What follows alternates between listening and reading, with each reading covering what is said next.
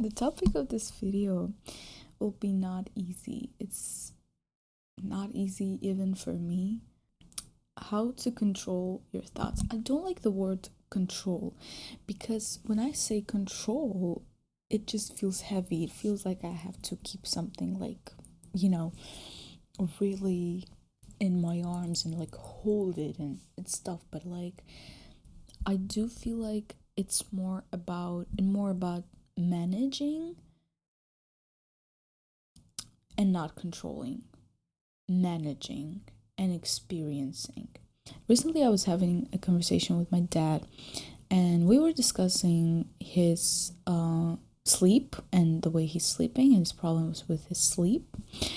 And he said, I couldn't sleep last night because I was laying in bed and all these thoughts came up to me, like, I couldn't sleep, like, I have all these thoughts coming up and I can't control it. I'm like, you can control it if you would have a desire, But he was like, no, I just can't control it. They're just coming. It's not me. That's the interesting part. He was like, it's not me. They just coming.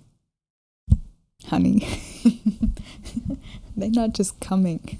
And it's something that I feel like we have to accept first and then move on to the next level of understanding thoughts. We have to accept the fact that only I can give birth to a thought. No one else can. This is my thought. Your thoughts being just product of your own psyche. And first things first, we have to accept the fact that it's my thought and my brain itself gave birth to a thought. Why? It's a second question. Because sometimes thought can be damaging, Sometimes thought can be disgusting and hurtful and just really, really, really bad.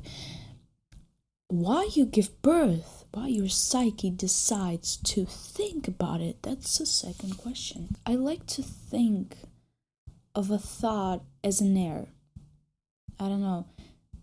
It just feels right to just put a thought into this material existence, but even there, you cannot catch it still. You cannot catch it.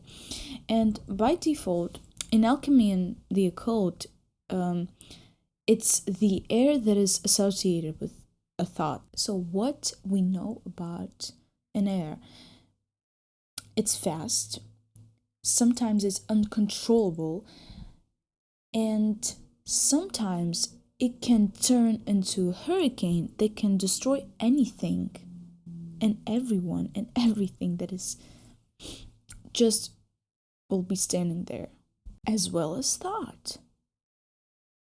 If you think about it, if you think about your brain as an earth, and if you think about your body as an earth, like our planet, it really sometimes really makes sense, because when you put these things into nature and when you start to see this little synchronicities that are happening, for example, with your mind and with nature, and when you start to see these things, it's not that lonely, because at least nature gets you,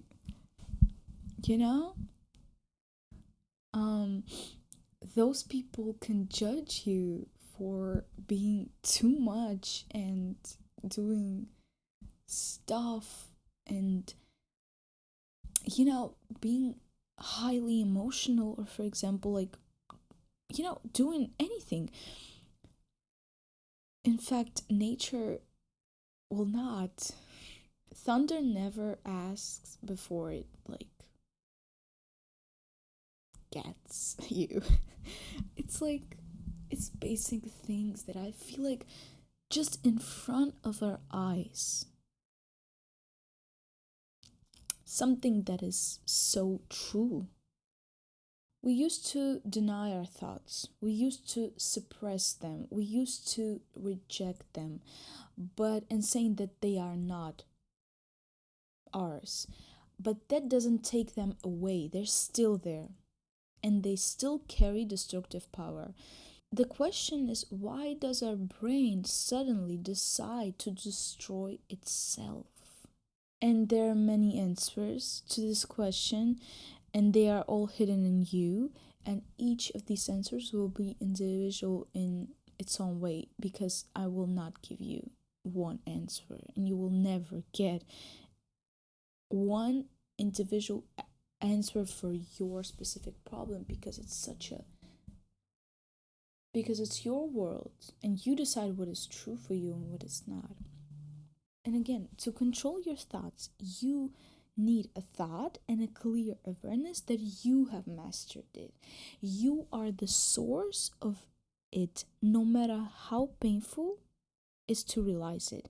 And the task is not to catch the wind. It's impossible. You cannot catch a thought by the tail.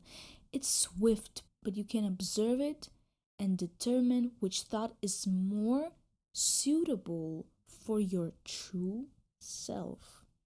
First step, you realizing that it's your thought. And second step, you get to the point to know them. What the fuck was that? Write them, tell them out loud, speak with yourself alone.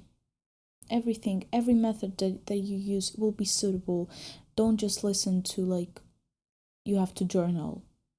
You don't. You can just talk with yourself alone at home, and it will be enough. And then when you did this, you have to ask yourself, why am I choosing this thought? Why am I choosing to slowly kill myself with these thoughts? Why am I choosing to hurt myself with my thoughts? What kind of thought is important to me now?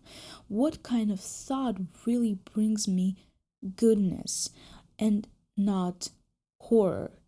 It's a choice. It's always a choice. And Lana Del Rey has a genius verse about how she learned to trust herself just by watching the gusts of wind.